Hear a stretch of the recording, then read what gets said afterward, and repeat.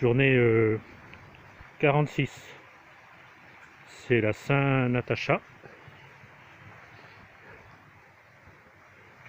Voici mon lieu de campement de cette nuit.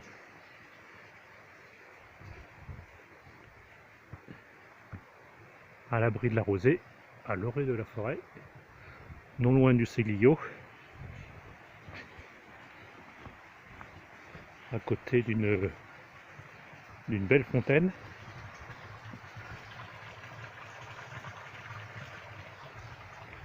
Et surtout, il fait beau, ciel bleu. Bon, là il y a des câbles électriques, et pas mal d'installations hydroélectriques, je pense, des conduites forcées qui descendent.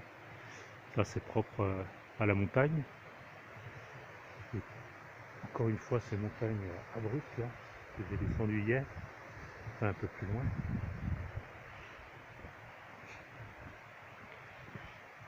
Et je me rapproche de la frontière, puisque à Useglio, il y a une caserma.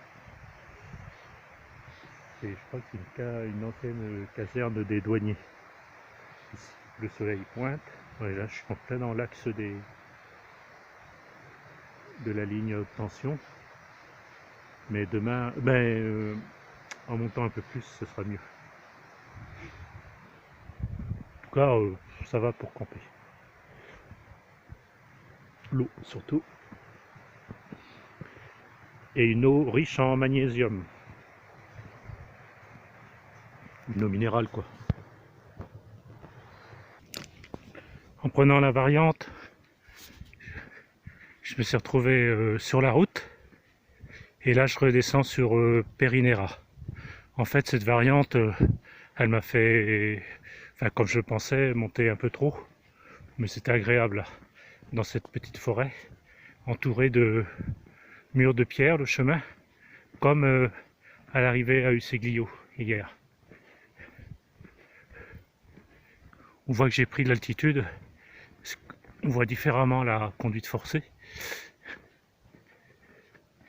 Et là, c'est vraiment bleu. Généralement, ça fait une route balcon. Ouais, j'ai monté peut-être de 100 mètres en plus. Ah, c'est l'avant-dernier jour. Ou encore 2 jours. Je verrai si je peux passer le col ce soir, dans l'après-midi, en fin d'après-midi. Il est à 2500 mètres.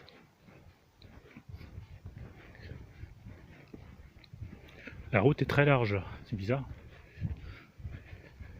Pourtant, elle mène nulle part. Elle est 2 fois plus large que la normale, plus large même que la route principale en bas. Si j'avais pas eu ma carte, j'aurais presque pensé que c'est la route principale, mais non. La route principale, elle est encore dans le bas.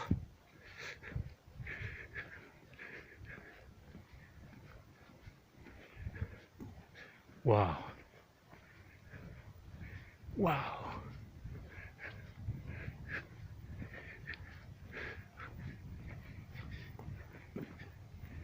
Peut-être une ligne qui va en France, la ligne haute tension.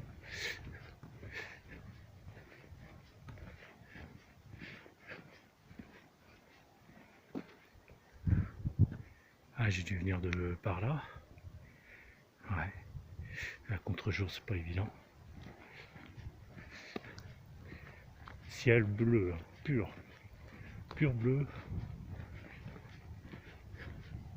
Si ça pouvait être comme ça les derniers jours, je pourrais revendre mon poncho.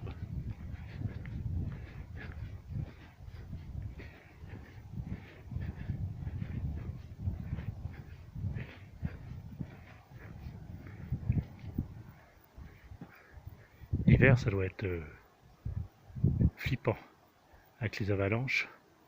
Ça doit se déclencher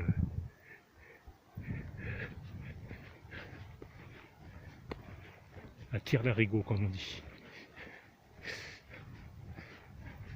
Ah, il n'y a pas de châtaignier, il n'y a pas trop de terrasses.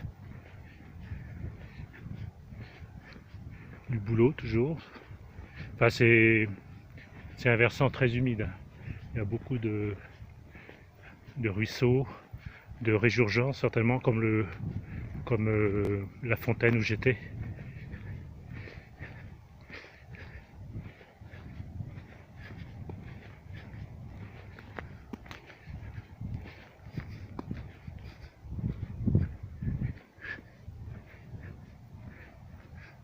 On va arrêter de filmer quand même. Voilà mon petit village.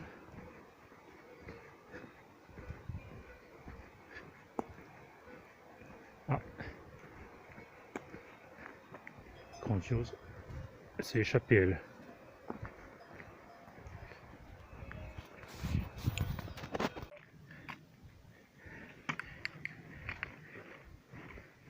J'arrive à la digue de Malsosia.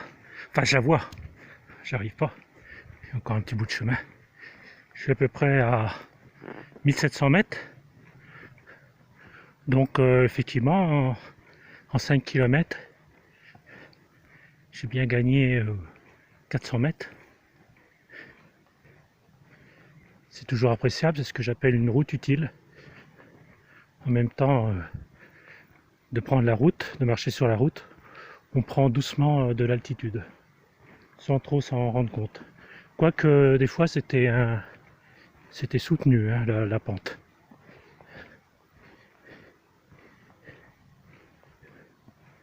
C'est une façon de se rapprocher du col, qui est de plus en plus possible aujourd'hui, si le temps se maintient, et ça sera encore mieux dans la brume, au frais.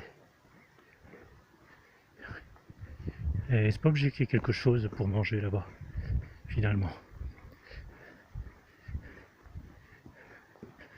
Enfin, il me reste des pâtes. Puis il faut que je vide le sac. J'ai oublié de me débarrasser de 2-3 trucs.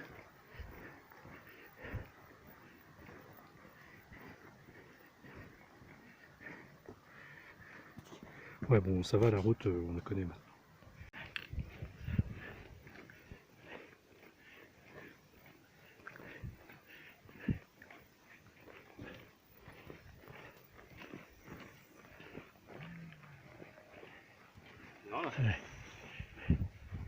Et voici le site de Malsiosa et le refuge Vulpo, je sais pas bien où il est.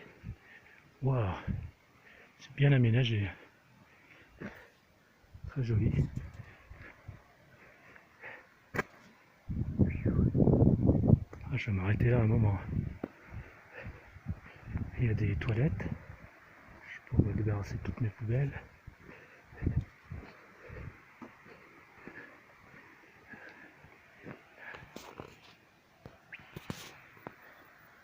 Je me souviens de ce grand établissement.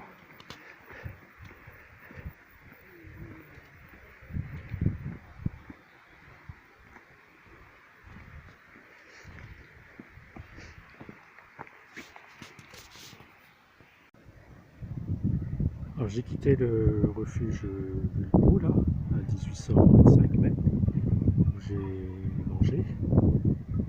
Et puis là, j'ai contourné le lac.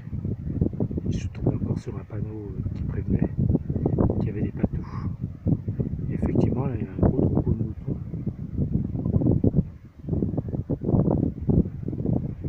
Et je pense qu'il y a des patous qui sont en mouvement. Le troupeau de moutons est en mouvement.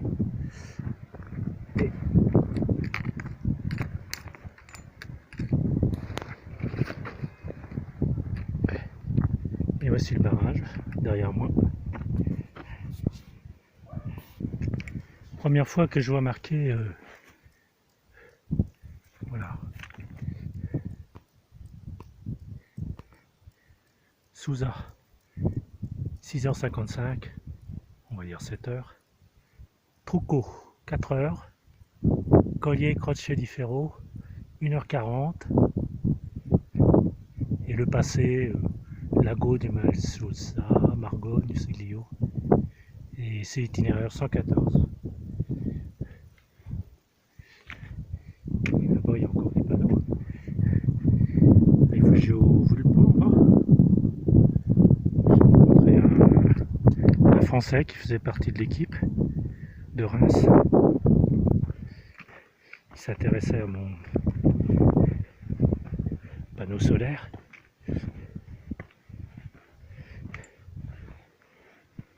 Ah, c'est là la bifurque. Collier, Crochet di Ferro. Ah, plus qu'à 1h30. Tout à l'heure c'était 1h40. Rifugio Ravetto, 1h35. C'est ce qu'il y a juste derrière alors. C'est la Capanna Sociale. Que j'étais passé la dernière fois, c'était une ruine militaire. Adieu Lago Nero, Laghi de Turlo, Collier Costa Fenera, Punto Panoramico. Ouais, mais ça. Et ben c'est parti, je suis sur la bonne direction alors. J'avais eu peur un moment. On va partir par là certainement. J'espère que le troupeau de moutons va pas les chevaux. Ah, il y a une fenêtre là. Peut-être la Levana.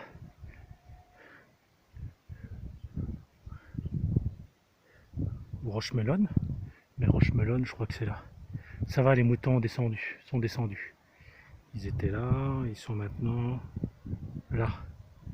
Et il y a un patou là, tout seul, tache blanche là. Pas tout seul, il est peut-être avec le berger. Et moi j'ai fait ça. Tac, tac, tac, tac, tac, tac, tac, tac, tac, tac, le tour du lac. Et la petite montée là. Et je viens d'en bas. C'est Glio. J'ai laissé le Lago Nero, un autre itinéraire. Et puis là, je suis à peu près, ah, je sais pas, 1800, 1900, presque 2000. J'ai l'impression qu'il n'y a pas qu'un patou, j'ai l'impression que j'ai un berger d'Anatolie. Je vais regarder à la jumelle, curieux.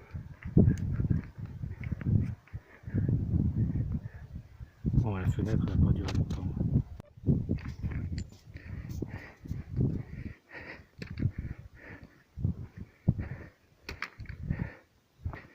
En montant vers le col di Ferro,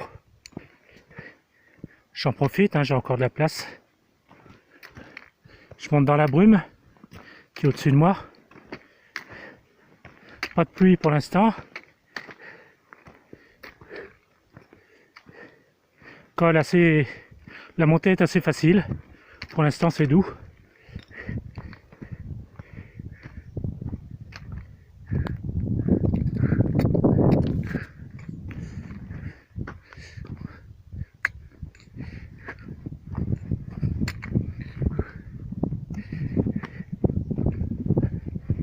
Un chemin pavé, sentier muletier, fastoche, tant que c'est sec.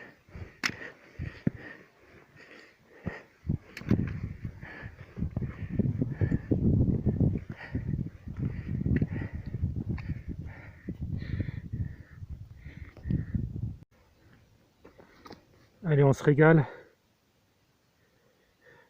comme c'est le dernier col. Avant-dernier jour.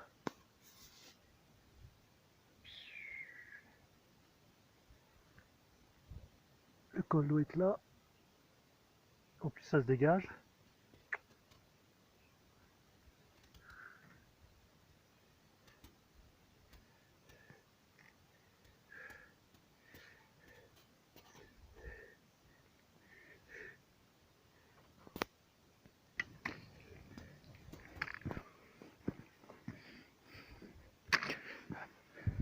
À 2400 mètres, j'ai encore un sentier pavé. C'est vraiment la voie royale pour finir par rapport à d'autres chemins que j'ai parcourus qui étaient bien plus scabreux. Ça s'est levé, c'est bien. J'aurai une meilleure vue sans avoir un soleil assommant. Alors la surprise, ça va être de l'autre côté. Il y a soi-disant un refuge. Sur mon extrait de carte, c'est marqué Capanna Sociale. Est-ce qu'il sera ouvert ou fermé? J'espère perso qu'il sera fermé. Il y a toujours un petit endroit pour dormir. Et surtout qu'il y ait de l'eau. Parce que là c'est un peu sec. Il y a un silence.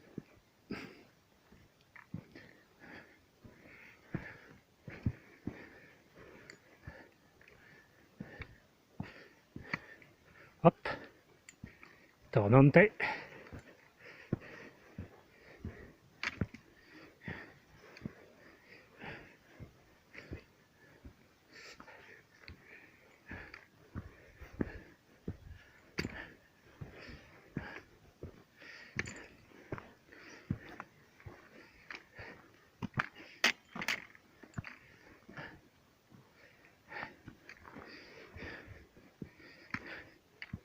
C'était peut-être un itinéraire important dans les temps jadis pour communiquer d'une vallée à l'autre. En l'occurrence, je viens de quitter la vallée du Lenzo je crois. Et là, je vais dans la vallée du Sousa. Enfin, peut-être un autre nom, le nom du torrent. On verra ça plus tard. On pourrait faire ça à vélo.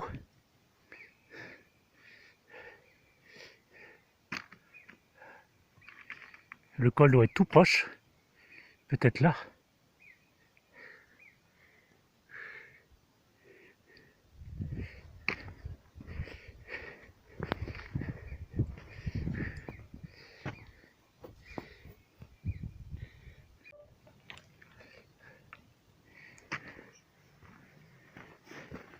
Voici l'arrivée au col, vers 18 h. La vue est bouchée, mais ça pourrait être pire. Un pilier, les panneaux, et là, il y avait une croix en fer, mais on la voit plus. Elle est là-bas. Alors on va voir si on peut apercevoir le refuge. De l'autre côté.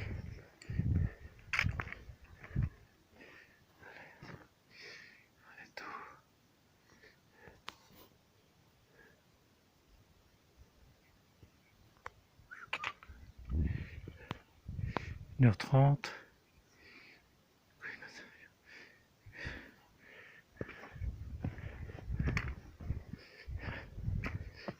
Comment il s'appelle le refuge?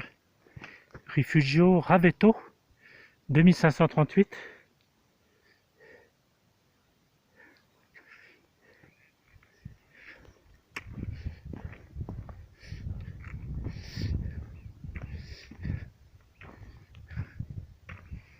Ah bah il est là ce refuge. Effectivement, il a été rénové.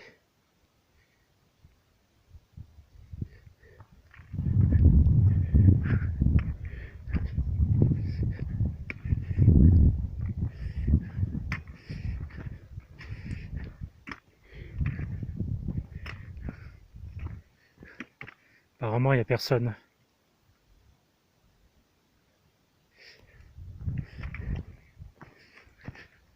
Cinq minutes. Ah, c'est le chemin de Rocciamelone. 5 heures. À Rifugio Cadasti, 3 heures. Ah, c'est ça que j'avais entendu parler.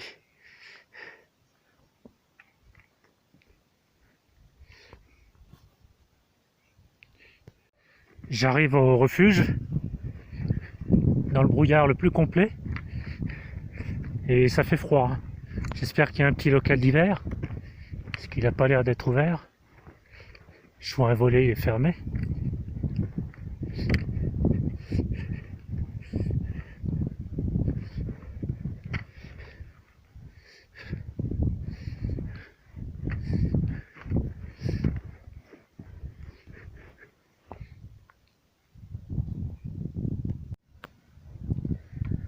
Finalement, j'ai choisi de camper dans ces grandes prairies. Ah bah mince, on voit déjà plus la tente. Elle doit être par là. Là, je voulais la filmer, mais trop tard. Enfin, j'ai planté la tente là, dans le brouillard. Tout à l'heure, je voyais presque jusqu'au fond de la vallée de Souza. Et puis, je me suis pris trop tard. Et je descendais par là. Et là, il y a la bifurque pour aller au réfugio du Ca d'Asti, pour faire le Roxia Melon. Je crois que ce sont des Edelweiss. Ça ressemble fortement. Mais j'ai pas assez de lumière. Peut-être demain matin. On verra. Parce que là, c'est rideau.